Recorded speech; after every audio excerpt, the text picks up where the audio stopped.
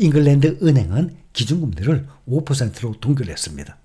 잉글랜드 은행은 이번 회의에서 8대1로 금리 동결을 결정했습니다. 동결에 반대한 위원 한 명은 0.25% 금리 인하를 선호했습니다. 잉글랜드 은행은 앞서서 지난 8월 회의에서 기준금리를 코로나 팬데믹 이후 처음으로 0.25% 인하했었습니다. 1970년 이후 통화 완화 사이클의 첫 금리 인하 개시 후에 S&P 500 지수는 6개월간 평균 14% 상승한 것으로 집계가 됐습니다. 연준이 금리를 인하하고 경기 침체가 오지 않는 경우 S&P 500 지수는 1년 후 평균 18.6% 상승을 했습니다. 올해 들어서 주요 지수들이 벌써 지금 9월 중순인데 20% 이상 상승했습니다. S&P 500 지수가 20.5% 상승, 나스닥 종합지수 22% 상승, 필라델피아 반도체는 대표 SOXX 기준으로 22.6% 상승 중에 있습니다. 오늘은 주요 종목들이 거의 모두 올랐습니다. 특히 금리에 민감한 기술주들이 랠리를 주도했습니다. 국내 투자자들이 가장 많이 보유하고 있는 테슬라가 오늘은 빅테크주들 중에서 가장 큰 폭으로 올랐습니다. 테슬라, 엔비디아, 애플이 급등한 것을 비롯해서 빅테크주들이 일제히 상승했습니다. 기술주 중 가장 큰 폭으로 상승한 기업이 테슬라, 7.36% 급등 243.92달러에 마감했습니다. 테슬라는 올해 들어서 나스닥의 22% 상승에 비해서 2% 가까이 하락을 하면서 상대적으로 뒤처지는 모습을 보이고 있습니다. 테슬라 주가는 지난 4월 22일이 바닥이었습니다. 142달러. 그때 연 저점 대비 현재 72%나 상승했습니다. 엔비디아가 4% 가까이 급등을 하니까 경쟁 업체인 AMD 6% 가까이 급등을 하면서 미국 증시의 기술주 상승을 주도했습니다. 또 TSMC, ASML, 어플라이드 머티리얼즈 모두 5%대 급등했습니다. 엔비디아, AMD를 필두로 반도체 관련 30개 종목 모두 올랐습니다. 미국 증시에서 필라델피아 반도체 지수 4.27%나 오랜만에 급등했습니다. 그러면서 5천선을 오랜만에 올라섰습니다. 이 지수는 미국 증시에 상장된 반도체 관련 기업 30곳을 시가총액 방식으로 묶은 지수입니다.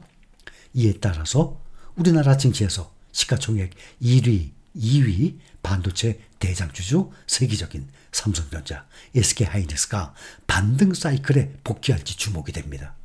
그렇지 않아도 어제 글로벌투자은행, 모건스탠리의 보고서 등의 영향으로 이들 반도체 2개 종목의 시가총액이 하루 만에 15조 원 가까이 증발했습니다. 추석 연휴 후 첫 개장일이었는데 어제 SK하이닉스 주가가 6.14% 곤두박질 쳤습니다. 삼성전자 주가도 2% 이상 떨어졌습니다. 모건스탠리는 이달 15일에 겨울이 닥친다라는 보고서를 통해서 삼성전자와 SK하이닉스의 목표 주가를 각각 27%, 54% 대폭 하향 조정했습니다. SK하이닉스는 투자 의견도 비율 축소로 바꿨습니다. 파운드리, 반도체 위탁 생산, 파운드리 위기에 부딪힌 미국의 인텔도 가장 많이 떨어진 반도체예요. 올 들어 주가가 현재 마이너스 56%까지 반토막 이상으로 폭락을 한 상태입니다. 엔비디아는 오늘 3.97% 급등한 117.87달러를 기록했습니다. 이로써 시가총액도 3조 달러 가까이 2조 8,910억 달러로 불어서 다시 시가총액 3조 달러 돌파를 시도하고 있습니다. 최근에 아이폰 16 판매 부진 소식으로 주가가 하락을 했던 애플, 오늘 3.71% 상승을 하면서 228.87달러를 기록했습니다. 연준의 금리 인하에 따른 투자 심리 개선과 함께 아이폰 16 부진은 일시적인 현상이라는 분석이 나오면서 투자자들의 신뢰를 회복한 것으로 풀이가 됩니다. 지난 17일 216달러까지 내려갔던 주가가 오늘 단숨에 230달러를 바라보고 있습니다. 금리 인하 수혜 대상으로 꼽히는 은행주와 부동산, 산업 관련 종목들도 강세를 보였습니다. JP모건 1.42% 상승, 뱅크 오브 아메리카 3.15% 상승, 골드만삭스 3.97%, 시티그룹 5.21%, 대표 은행주들이 크게 올랐습니다.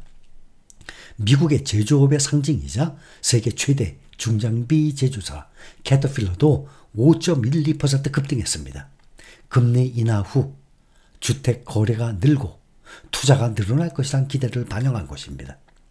바이든 대통령은 오늘 인플레이션과의 전쟁에서의 승리를 선언하지는 않았지만 금리 인하가 인플레 종식에 상당히 다가선 단계라고 평가했습니다. 연준의 금리 인하는 진전을 뜻한다면서 이제 개인이 주택과 새 차를 구입을 하고 새로운 사업을 시작할 때 더 큰 자신감을 느낄 수 있는 순간이다라고 했습니다.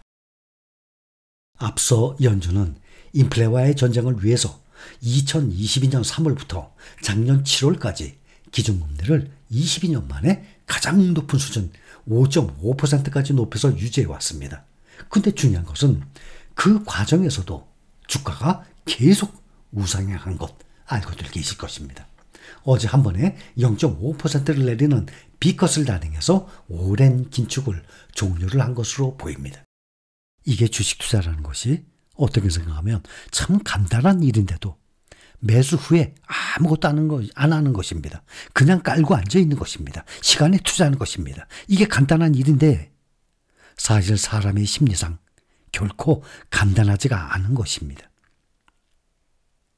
이렇게 장기간의 투자를 하는 과정에 몇 번씩이나 반토막이 난 주식을 인내심과 믿음으로 하염없이 기다린 경험의 소유자가 그 결과를 큰 재산 증식을 경제적 자유를 얻는 것입니다. 이상하게 주식시장은 상품이 폭탄 세일되고 있는데 당연히 사람들이 몰려들어야 되는데 몰려들긴커녕 오히려 더 멀리 달아나는 이상하고 유일한 시장입니다. 역사적으로 보면 지금까지 우상향을 해왔듯이 세계 경제는 꾸준히 우상향할 것이고 기술과 과학 점점 더 발전을 해나갈 것입니다. 더불어서 인플레이션, 물가가 지속적으로 상승을 하듯이 주식시장도 계속 우상향을 할 것입니다. 이러한 확신과 믿음을 가지고 당장 몇 달 후, 1년 후의 주가 수익률이 아니라 적어도 5년 이후의 주가를 바라보고 긴 안목으로 투자하는 습관을 꼭 길러야 합니다.